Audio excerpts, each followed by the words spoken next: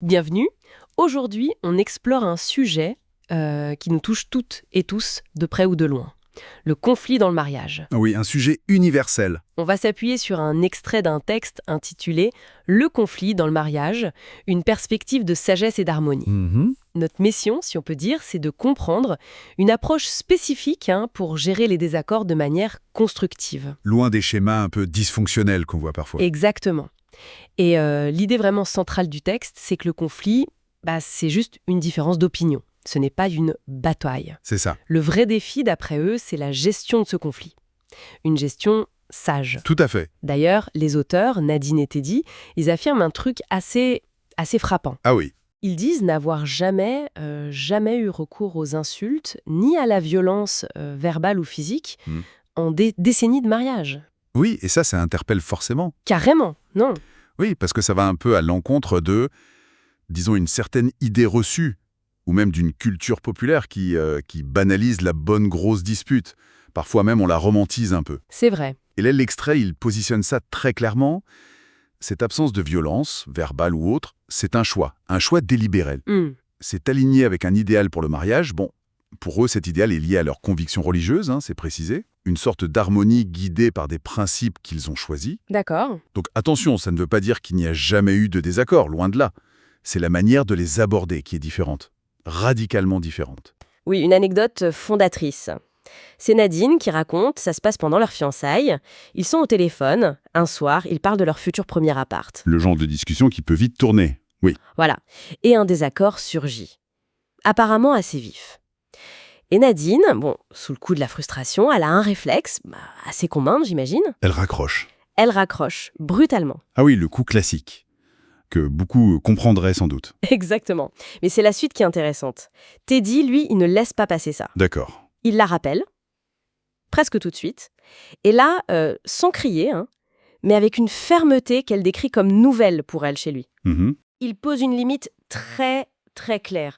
Il lui dit, en substance, « Écoute, ça c'est la première et la dernière fois que ça arrive. » Direct. Oui. Il ajoute un truc du genre « On aura d'autres désaccords, c'est sûr, mais on va apprendre à les gérer, ensemble, dans le respect, comme des adultes responsables. » Waouh. Ce n'est pas comme ça que je vois notre avenir, notre mariage. Imagine l'impact. Ah oui, c'est puissant comme intervention. C'est vraiment un moment charnière. C'est ça? Parce que ce n'est pas juste une petite remarque, c'est l'établissement d'une règle du jeu, une règle fondamentale pour leur relation. Tout à fait. Le refus de cette communication rompue, agressive, le refus de claquer la porte, au propre comme au figuré. Et le texte souligne bien que Nadine, elle a compris l'enjeu sur le moment, et elle n'a plus jamais refait ça. Incroyable. Donc cet incident, il a eu un impact vraiment durable. Il a défini un cadre.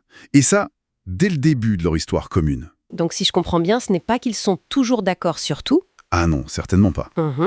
Mais plutôt qu'ils ont très tôt mis en place une sorte de protocole de comment on fait quand on n'est pas d'accord. Précisément, c'est exactement ça. Et c'est là qu'on boucle avec leur affirmation du début sur l'absence d'insultes, de cris, de violence. Oui. Le texte suggère que ce n'est pas un miracle ou juste de la chance.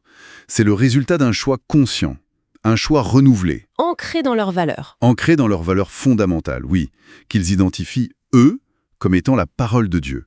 L'amour, le respect mutuel sont les moteurs, bien sûr. Et ce sont ces principes partagés qui leur donnent en quelque sorte le mode d'emploi pour maintenir ce respect même quand ça chauffe un peu. C'est une construction active, quoi. C'est fascinant de voir comment un seul incident, bien géré, peut cimenter une règle aussi cruciale pour des décennies.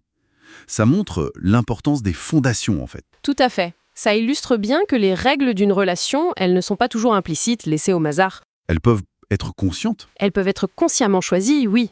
Discutées, établies, surtout dans les moments clés comme ces fiançailles.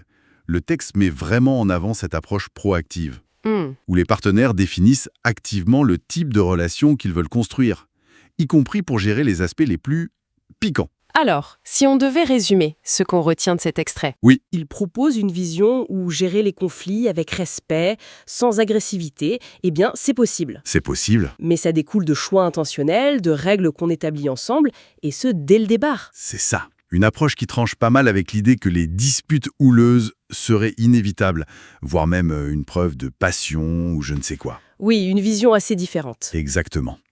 Et ça nous laisse peut-être avec une question pour réfléchir, une question qui va un peu au-delà des principes religieux spécifiques dont parlent les auteurs. Ah oui, laquelle? Au fond, dans quelle mesure est-ce que le fait de définir très tôt et très explicitement des règles du jeu claires pour aborder les désaccords, quelles que soient ces règles d'ailleurs, est-ce que ça peut réellement façonner en profondeur la dynamique d'une relation et sa résilience sur le long terme? C'est une excellente question. Voilà.